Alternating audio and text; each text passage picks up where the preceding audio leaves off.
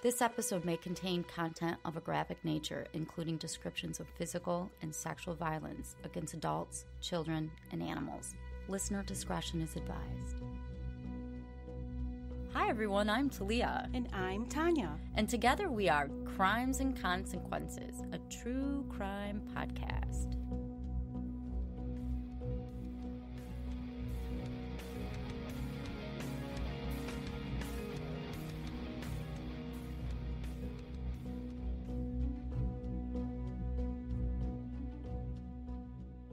Hey Talia, how you doing today? I am splendid. How are you? All right, I'm doing good. Good. So you ready for a story? Yes, I am. All right, before I start though, I'm going to mention that I got most of the information for today's podcast from a book. It was called Deadly Innocence by Robert Persky. So our story today is about Joe Arridy. Joe was born on April 29th, 1915 in Pueblo, Colorado. His parents were Henry and Mary Arridy, who had emigrated from Syria to the United States to pursue the American dream. Henry came to the U.S. on July 5th, 1909. His wife didn't come, though, until 1912. Many of their community back in Syria specifically picked Colorado to emigrate to because the Colorado Fuel and Iron Works Company was hiring a lot of unskilled workers. In the 1920s, there was a lot of bias against immigrants. Mostly immigrants who were not from Nordic countries. So places like Denmark, Sweden, Norway, Finland, places like that. They believed that those people had superior genes and were smarter than all of the other immigrants that came. It's actually something called eugenics. And eugenics is thinking that if you exclude the certain gene pool from when you have children, that your children will be superior. Not only was there a bias against immigrants, at this time there was also a bias against people with mental disabilities. This bias led to the belief that those with inferior genes and the mentally disabled needed to be colonized, singled out, or sterilized. Wow. The reason I bring up mental disabilities is because this has to do with Joe's story. Joe began elementary school in 1921. At the start of his second year, the school principal called his parents and basically said, Joe's not capable of learning, so you need to just keep him at home. So Joe left school and he stayed at home for the next 4 years. Around the age of 10 or 11, Joe was sent to the Colorado State Home and Training School for Mental Defectives, which is in Grand Junction, Colorado. The state home recorded his IQ of being 46 and had the mental capacity of a 5-year-old. He was given the Stanford revision of the Binet-Simon test. So we're going to go over his IQ test results, okay? Okay. And you have to remember, he's like 10 or 11 at this point. They recorded that he could point to his nose, eyes, mouth, and hair. He identified a key, a penny, a closed knife, a watch, and a pencil. He could give his name, and he said that he was male. And he could repeat sentences up to 7 words. He's already smarter than some of the people I've met recently. Just say. He could count to 4 because he counted 4 pennies. And he copied a square and a diamond so he could draw those shapes. Now I'm going to tell you what he failed at. They asked him, what must you do when you're sleepy? So Talia, what must you do when you're sleepy? You absolutely must go to sleep. His answer was eat. That is a good one. I know. I mean, those are both my 2 favorite activities. Sleeping and eating, yeah, right? Eating. If I could do both at the same time, I would. They asked him, what must you do when you're cold? Bundle up, get warm. He said, go inside. That's not bad. No, the correct answer was get a coat, but so they gave him partial credit. Yeah, that's not bad. He could repeat 4 digits. He was shown the color red, and he said it was black. They showed him blue. He said it was red. They showed him green, and he said that was blue. Maybe he's colorblind. Maybe, but they didn't give him a colorblind test. They just assumed he didn't know his colors. When they asked him to tell the difference between a fly and a butterfly or a stone and an egg, he just sat there. He just didn't say anything. They asked him to name the days of the week. He also sat there silently. Well, he's better than some people I know that would just bullshit and make up something. So the doctor concluded he had an IQ of 46 and said he had the mindset of a child that was 4 years and 10 months old. The doctor also made notes saying Joe was passive. So he really didn't initiate anything, but like if you told him to do something, he would do it. He followed directions. The doctor classified him as imbecile. Not too soon after this, Joe's father came and took Joe out of the hospital. He asked the court for permission because Joe was court ordered to live at this home. Is it a home or a hospital? It's a state home, they call it. So it's like a state home / probably, because there's doctors on staff. Why does Dad come to take him home? His dad took him out of the school, telling the court that they were going to be moving to Detroit and that he needed to take Joe with him. So the court said, okay, except they never moved to Detroit.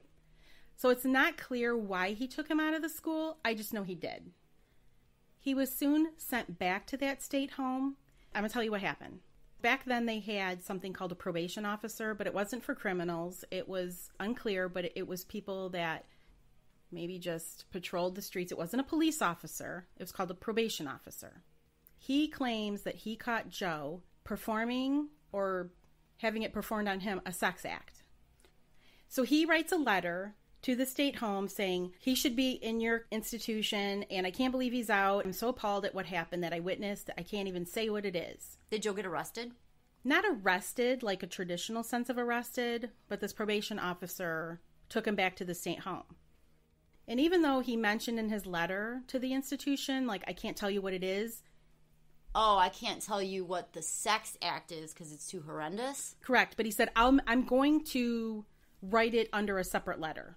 What? So there's 2 letters. And the second letter was actually used against Joe during his trial to classify him as a pervert that we'll talk about later. So Joe stayed at the state home until he was 21. And when he was 21, he ran away. I cannot believe that a 21-year-old man had to run away from a state home when he did nothing wrong to be in that state home. Now I'm going to tell you about the crime that happened. On August 16th, 1936, in Pueblo, Colorado, Riley Drain was a works project administration foreman. Him and his wife, Peggy, decided to go out dancing on August 16th. And they leave home at about 10 p.m. They had 3 children. The oldest daughter was Dorothy. She was 15. The next daughter was Barbara. She was 12. And they had a son, Billy, who was 9. But Billy wasn't home this evening. He was spending the night at a friend's house. After the Drains went dancing, they also went out and had a bite to eat because they didn't get home till about 3 a.m. Where are you going in the 1930s at 2:30 in the morning? I bet you there's whiskey involved with this night. When they got home, Riley became immediately concerned because the girls were supposed to leave on a light in the front room, and that light was turned off. When they came home and came in the door, Riley heard a groan from one of the bedrooms. He rushed to the bedroom, and he found Dorothy face down in a pool of blood on a blood-soaked bed. She had a gash on the back of her head. One of her eyes was blackened, at least the bruise had started to form, and her mouth was bruised. Barbara was the one that was actually groaning, the groan that Riley had heard. She was on the other side of the bed, so they were on the same bed together. She was curled up, and she had been struck on the head just like her sister. Both girls were still wearing their nightgowns. They were attacked with an axe. An axe? And Dorothy had been raped.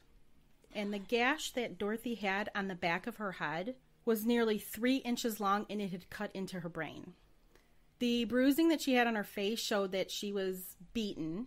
And unfortunately, Dorothy died that morning. Barbara, she had also been struck with the axe, but they believe it was with the handle part and not the blade part. So that would be more like beaten then, right? Yeah, you're right. That would make sense. She received 2 blows to the head, but they hadn't penetrated her skull like Dorothy's. And they weren't lacerations? No, they weren't lacerations. She showed no sign of being raped, but when they found her, she was unconscious, so they weren't expecting her to live. However, she did. She recovered, and she was actually able to testify at trial against the person who did this. She is a badass. How old did you say she was again? She was 12 when she was attacked. The police were summoned to the Drain home, and by 9 a.m., word of the crime had spread throughout the city. People were terrified, obviously. They're thinking this axe murderer is on the loose. The police chief, he went to the crime scene and reported the following. Only the bed was bloody and in disarray. Nothing else in the home was disturbed, and nothing appeared to have been taken. It wasn't a robbery. A next-door neighbor said that when he returned home from work about 11:20, the kitchen light was on at the Drain home, and it was still on when he went to bed at midnight. But was it on when Riley and Peggy got home? No, it was turned off. That's one of the clues the police used during their investigation to try to put the timeline together. Because they couldn't pinpoint like the actual time, they believe that the murderer entered the house through the front door, turned off that light in the front room. That should have been on. That should have been on, went into the back of the house and turned the light on in the kitchen and entered the bedroom that way. When he left, he turned that light off and he went out the back door and through the alley, and that's how he left the crime scene. There was evidence that was collected. There was a heel print on a bed sheet, so like probably scuffed it up by stepping on it. There were some smudged fingerprints and a complete palm print on the bedroom floor. Palm print on the floor? On the floor. Several footprints were found around the rear gate, which, as I said, led to the alley, and that's why they think that he escaped out the alley. And also bloodhounds were called in, but by the time they had arrived, a crowd had gathered at the house, like of spectators and gawkers and everything. So the bloodhounds, it really went nowhere. The fire department and the highway department searched every vacant lot in the area looking for a murder weapon, and they never found the murder weapon, like if the killer had like tossed it away. The attack on the Drain sisters was actually the second such attack that happened in the neighborhood. At the same time frame? It happened during the same month. The same month? Yes. With an axe? With an axe. There was an elderly Kansas woman that was visiting a friend, and she was attacked at her friend's home by someone with an axe. Jesus! She didn't die. She survived the attack. Wow. So because this wasn't the first attack, the community became really terrified. The newspaper was screaming these headlines about this axe murderer, so everybody's in a frenzy. The community put a lot of pressure on the police department to solve this case. The case also didn't just stay in the Pueblo, Colorado area. The Associated Press picked up on the story, and the story spread throughout Colorado and its surrounding states. The police did arrest several people. One of the men that was questioned, his name was Frank Aguilar. He was a Mexican national, so he was not an American citizen. He also recently worked for Riley Drain, but Riley had fired him. The police searched Aguilar's home and they found the murder weapon. They found the axe. They found the axe. It had irregularities on the blade, which matched Dorothy's wound. He was arrested on August 20th, so this is just a few days later. He was arrested actually during Dorothy's funeral. He showed up to the funeral. Frank showed up to Dorothy's funeral? Yes. They do that shit. I know, weirdos. They do that shit. It's like being naughty. He knows he's the one that did it. He's like, I'm so sorry. Wink, wink. The Pueblo police were pretty confident they had their man. So now you're probably wondering, Talia, what does Joe Arridy have to do with all of this? Joe was 21 when he ran away from the home, so this is around the same time. He had always been fascinated with trains, so when he ran away from the home, he hopped on a train. Like, if you can imagine back then, you know, it's the 30s, and I've seen old movies where they'll show, like, hobos on trains and all of that. Yeah. So that's kind of what he did.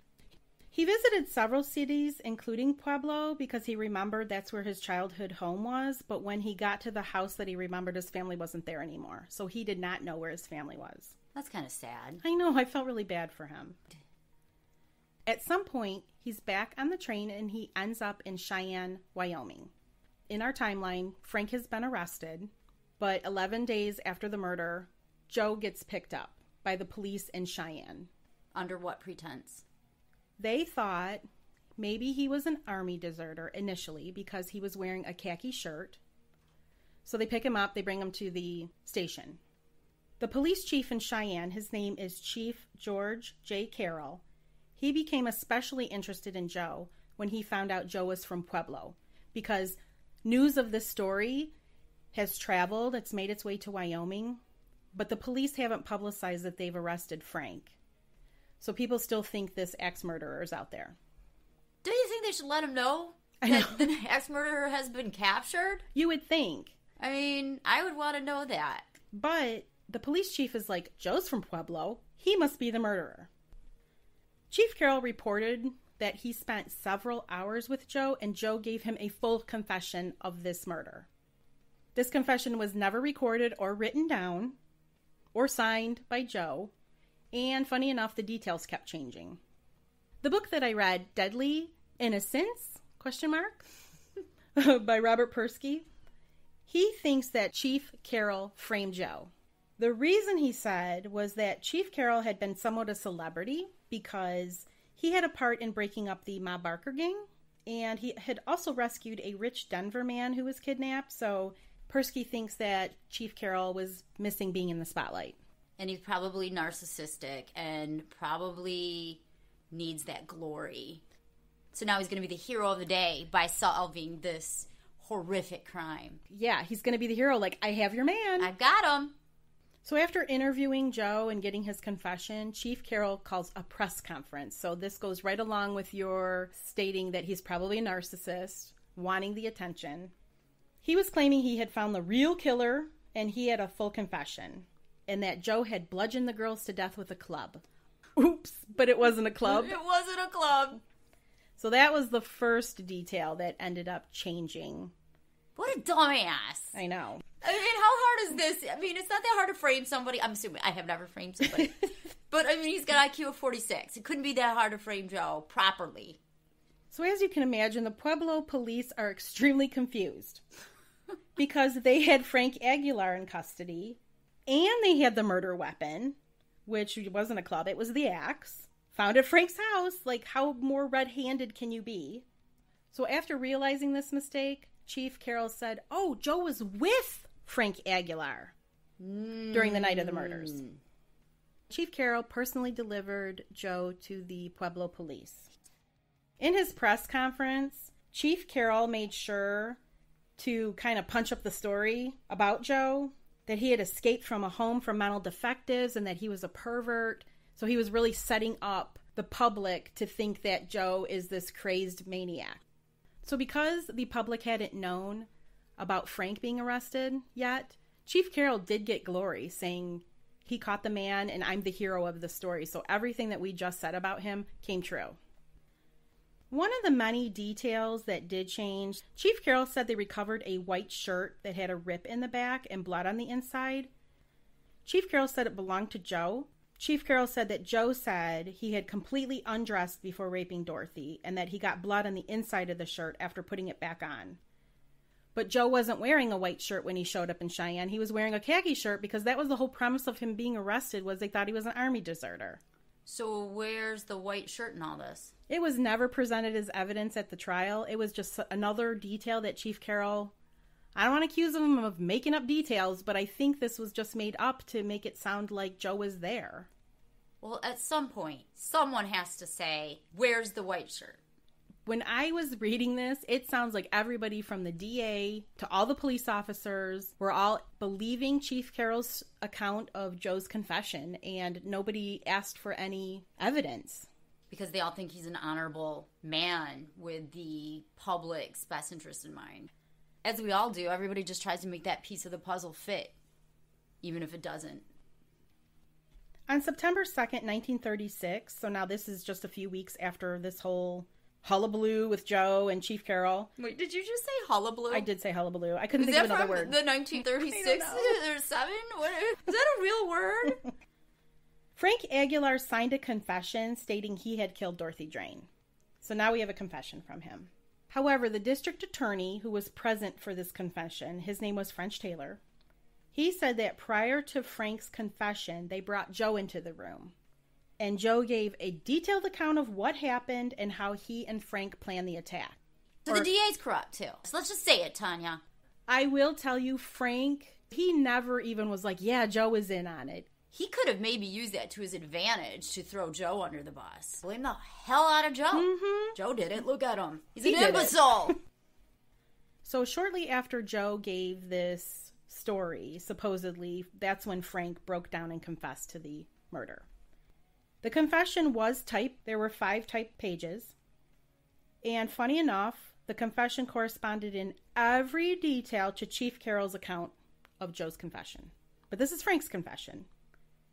Joe wasn't present during the actual confession part of the interrogation. They just brought him in, he left, and then Frank confessed.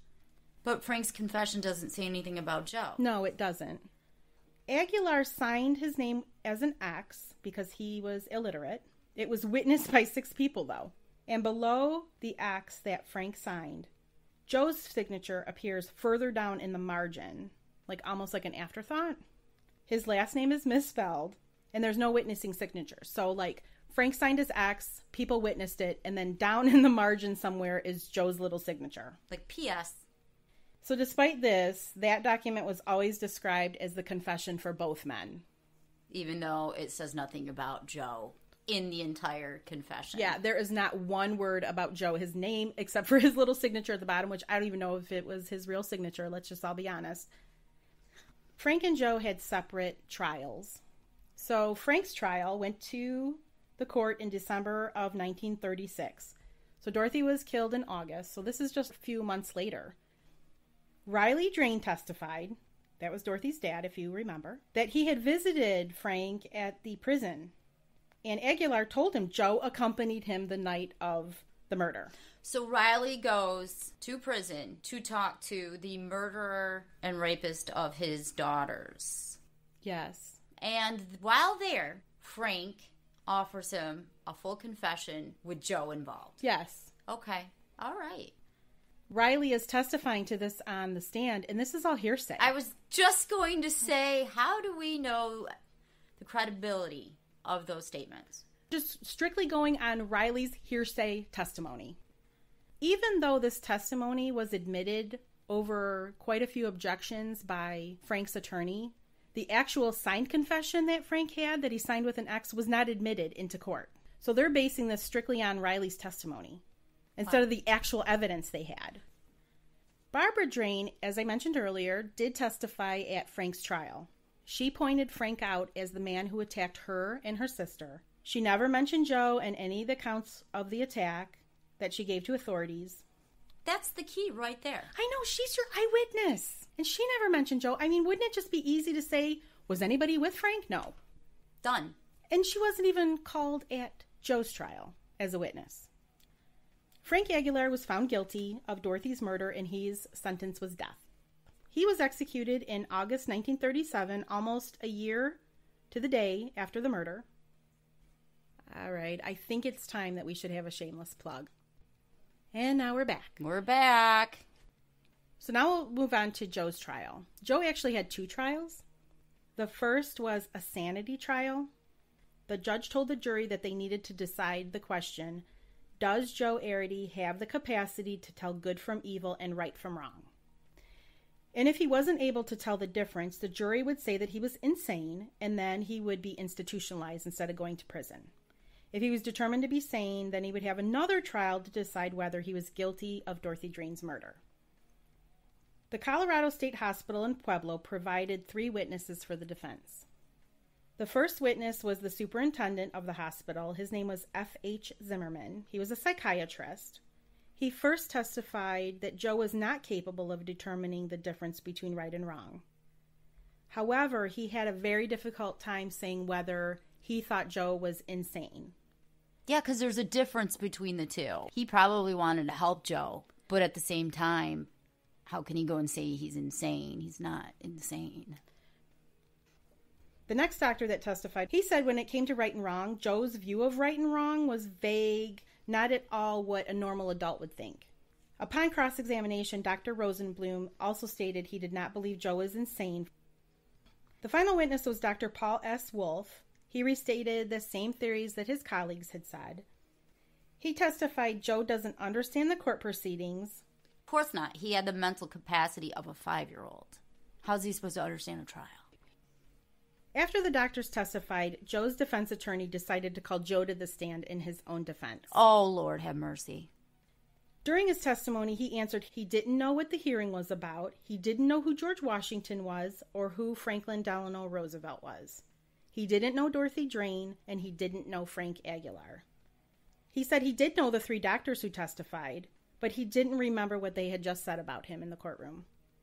His attorney asked him many more questions, such as, did he know what a hatchet was, which he said no, and he asked him what color his shirt was. He answered green when it was blue. This all makes me very despondent. It really does. It really does. After Joe testified, the prosecution began its case. They called several police officers. They did ask a police officer, well, do you think that the doctors were wrong about Joe not understanding what is happening in the courtroom?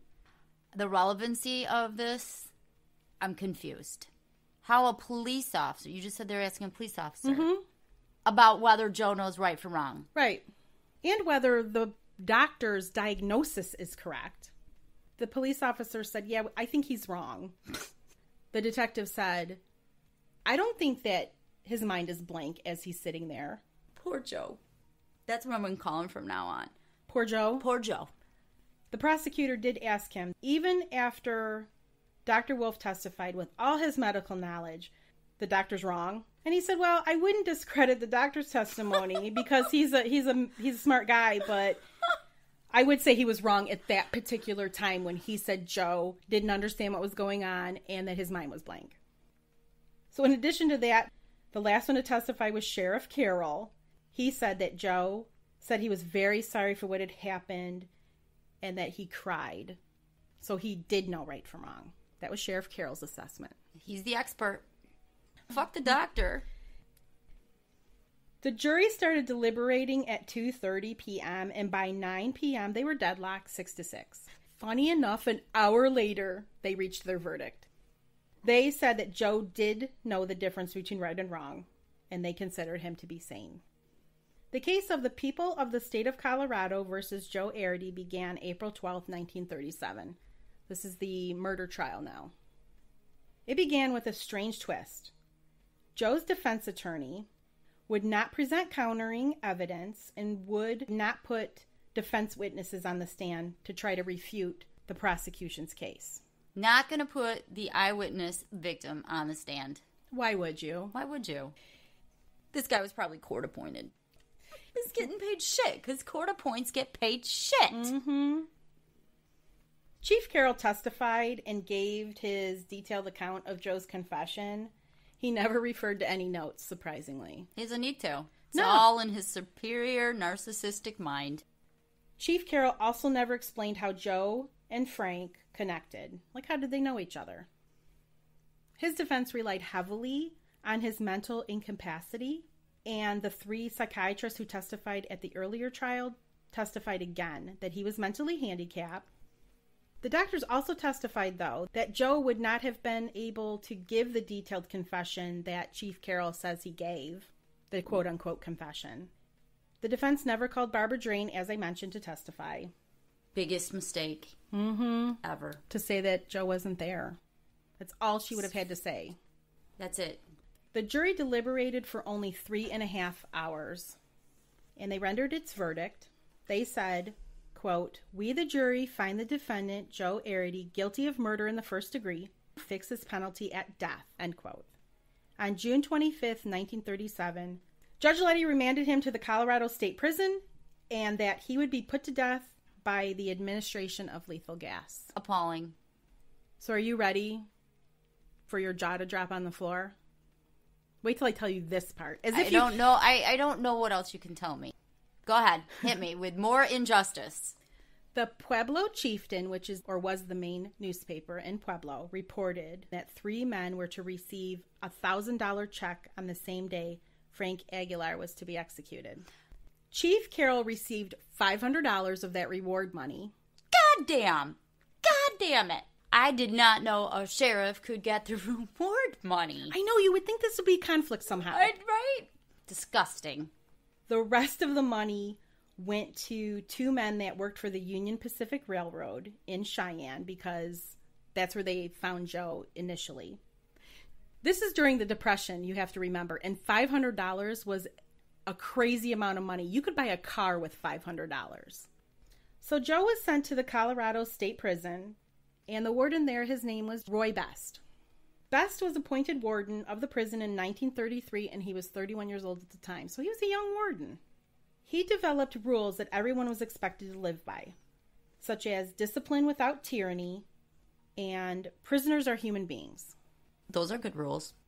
Because of these ideals, Best got the inmates at the prison to actually rebuild the prison themselves. So everybody loved Warden Best. Warden Best made it possible in the rebuild for every inmate, which was more than 1,000 at this time, to be housed in a brand new, clean, fireproof, comfortable, sanitary, separate cell from each other. So these men didn't even have to share their cell. He also hated solitary confinement, and he replaced it with alternatives, such as if inmates had a problem with one another, he'd allow them to box one another. I'm going to try that with my kids. Just some guys working out some differences. The guard served as the referee. So despite all of these great things I've just told you about Warden Best, he did have a side of him that was a little bit brutal. You just built him up as the best.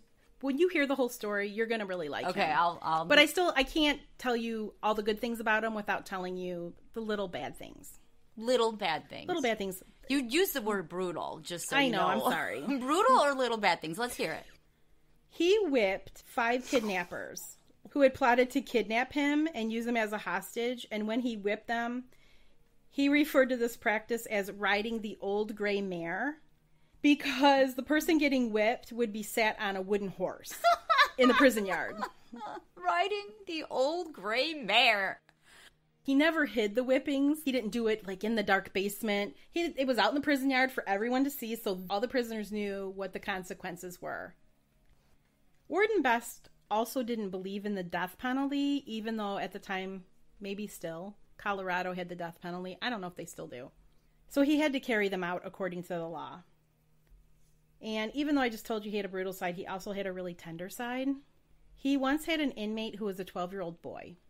His name was James Melton. He went by Jimmy. He was convicted of murdering his 16-year-old sister, and he murdered her by shooting her 5 times. He was sentenced 12 years to life, and he was sent to the Colorado State Prison. At the age of 12. Wow.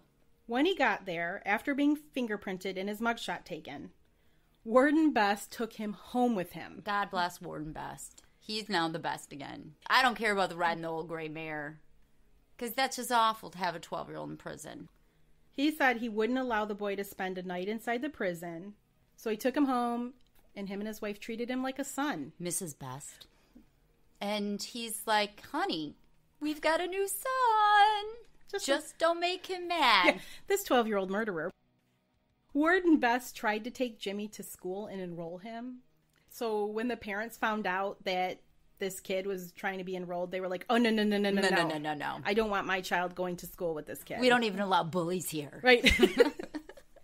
So Warden Best hired Jimmy a private tutor. Oh, good. Everybody deserves an education. Jimmy ended up serving his sentence with Warden Best. I don't know exactly how long he served, but I know he was eventually released. Did he go on to commit more crimes? Not as far as I can tell. Oh, good. And I got this information from a Life magazine article that was dated April 12, 1948. It had pictures of Warden Best with Jimmy. It had a picture of Jimmy with his tutor. He had a bicycle that Warden Best gave him. It was just this really feel-good article. So Joe came to the prison. Poor Joe. Poor Joe. Poor Joe. Okay, I'll say that from now on. Poor Joe, please. So poor Joe came to Warden Best on July 2nd, 1937. He was fingerprinted, mugshot taken, all 9 yards. During his time on death row, though, Warden Best did everything he could to help Joe blossom, because he understood Joe had mental incapacity. He gave Joe gifts, too. He gave Joe a picture book after observing Joe polishing his metal dinner plate and making faces into it. He shined it so much that it was like a mirror. How sweet. I know. He gave Joe a bright red toy car that you could wind up, and it had working battery-powered headlights. And Joe loved that thing. He played with it for days on end. He'd wind it up, and when the car bumped into a wall, In his cell, Joe would yell, "Iraq, Iraq!" And he played with it until all hours. Warden Best gave Joe his favorite toy, though. He gave him a toy train for Christmas of 1938. That is so touching. Joe would wind up the train and send it down the hall to his neighboring cellmates on death row. And they were kind enough to take the train and wind it up and send it back to Joe. And they would spend hours just playing this way. He literally is a little boy. Mm-hmm. And the guards even got in on this game. So everybody's down on death row just playing with a toy train. Warden Best described Joe as, quote, "the happiest man who ever lived on death row," end quote. And he was happy. He had a clean cell, he had plenty of food, he had clean clothes, and he wasn't bullied or manipulated by anyone. He had friends that played with him. Exactly. All the things I told you about Warden Best, you know that he took a shine to Joe. Because Joe was granted a new sanity trial, which I will talk about in a couple minutes, and during that time, Warden Best moved him into his house, just like he would later do with Jimmy Melton.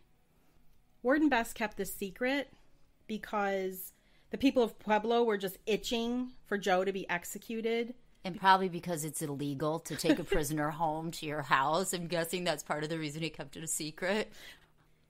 Joe was interviewed by reporters on December 1st, 1938 about the upcoming execution date. And Joe talked about how much he wanted to stay in prison and he wanted to live with Warden Best. But when the reporters then moved their questioning to specifically talk about the execution, Joe just didn't understand what they were talking about. I don't think he understood what was going to happen to him. Warden Best worked with an attorney named Gail L. Ireland, who happened to go on to be the Attorney General of Colorado, and he was Joe's appeals attorney. Ireland was able to get 9 stays of execution for Joe, but time was running out because he knew that he wouldn't be able to continue to get these stays of execution. The final stay of execution granted by the Colorado Supreme Court granted the stay to January 2nd, 1938. So that's the date he's scheduled to be executed, is what you're saying. Ireland announced that he would file for another sanity hearing in Pueblo County Court.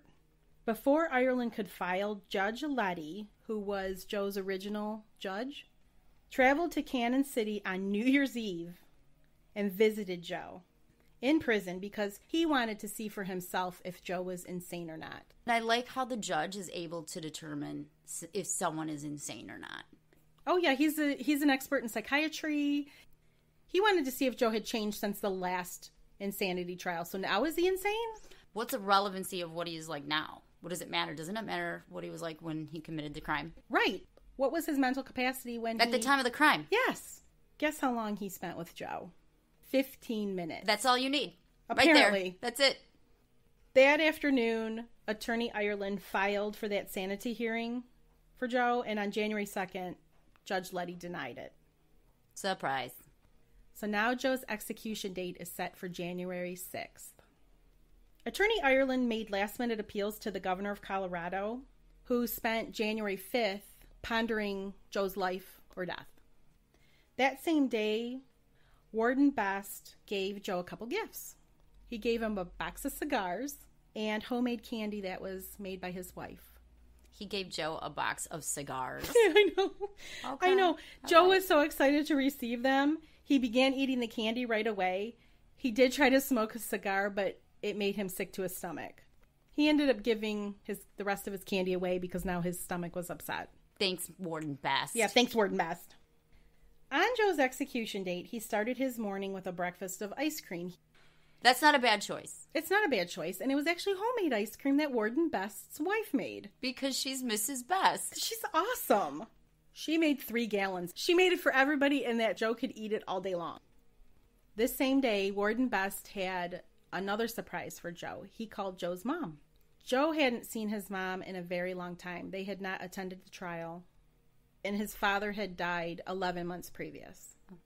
Joe didn't understand the meeting, and it seemed to be rather uncomfortable for him. When he was with his mom? Mm-hmm. His mom, threw her arms around Joe and was hugging him, and Joe just muttered, hello. She's probably hysterical. I would be hysterical. She was. She was crying through the whole thing. The visit lasted for 15 minutes, Joe made no effort to say anything to his mom during the visit. When the warden said it was time for Mrs. Arridy to leave, she started screaming, and the screaming could be heard throughout the prison. And the screaming didn't end until she got into her car that took her away from the prison. Because she's crushed. I know. Her child's being executed. For no reason. Because he was framed by people with way higher intelligence that manipulated the system and benefited from the execution of her son. You're absolutely right. I'm fucking pissed. I know. I'm holding back. I'm holding back because everybody's dead. Otherwise, I'd do something about it. I'd be driving to Pueblo right now. Writing letters to somebody. The rest of that day, Joe spent playing with his toy train. The chaplain came to visit to help Joe practice the rosary and the Our Father prayer.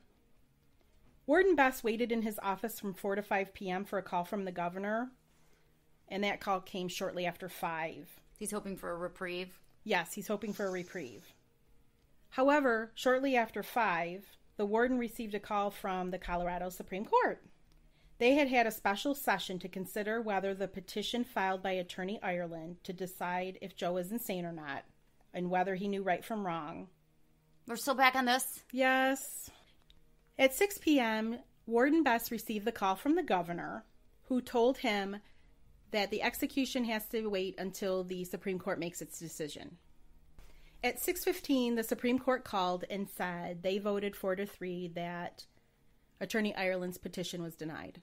Oh, they were so close. They were so close. So close. They had 3 reasonable people. Yeah. That's more than what we've had throughout the whole story. Seriously. The governor called 10 minutes later to tell Warden Best he would not grant clemency. He ordered Warden Best to carry out the execution of Joe Arridy. Joe's last wish was that his beloved toy train be given to Warden Best's nephew. Father Schaller administered his last rites and tried to tell Joe what heaven would be like, because Joe asked if he could take his toy train with him.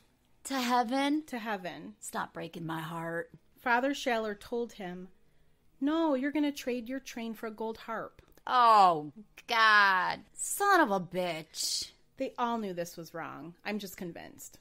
The priest knew it was wrong. The warden knew it was wrong. Everybody knew it was wrong. Sheriff knew it was wrong. Yeah, he did. Made up all that bullshit. There were 50 authorized witnesses to the execution. And you know who wasn't there? Riley Drain. He knew it was wrong. He knew Frank Aguilar didn't give that confession to him. Joe was led to the gas chamber. He was smiling at the guards as he walked by. Of course he was, because you have to make the story even sadder than it already is. Thank you, Tanya, for It's going to be even sadder. As the guards were strapping him into the chair, he was also smiling. He only wore white shorts and socks. They put a black bandage over his eyes, and he did stop smiling at that point, but the smile soon returned when Warden Best took his hand and reassured him. Then all the officials left the execution chamber except for Father Schaller, who, with tears in his eyes, said goodbye to Joe. The rumor is that Warden Best also cried. I'm sure he did. He's a human. Joe is laid to rest in the prisoner plot at Colorado State Prison in Cannon City. In 2007, he was given a new tombstone, the only one of its kind in the cemetery, and we'll have pictures of it on our website. It has a photo from the Denver Post of Joe playing with his toy train that Warden Best gave him, and it was taken right before he was executed. In 2011, more than 7 decades after Joe's execution, the governor of Colorado, Governor Bill Ritter, granted him a posthumous pardon. Better late than never. Not when you're dead. It doesn't do Joe any good now. It certainly doesn't do Joe any good. He said, quote, "Pardoning Joe Arridy cannot undo this tragic event in Colorado history. It is in the interest of justice and simple decency, however, to restore his good name," unquote. Doesn't make me feel any better. This is a real pisser. Real pisser. I'm sorry, Talia. This was a sad one. Thank you for sharing that with me. That's a sad, sad story of Joe Arridy. That's a sad, sad story of poor Joe Arridy. So, Tanya, can you tell me how people can find us? Absolutely. You can find us on our website, tntcrimes.com. And you can join us on Patreon at Patreon, patreon.com/TNTcrimes. If you want to get some extra episodes, some mini episodes, early releases, lots of good things. And we are also on social media on Facebook, Instagram, and Twitter. You can subscribe to us wherever you listen to your favorite podcasts. And that way you'll be notified when there are new episodes. Thank you, everybody. Till next week. Bye. Bye.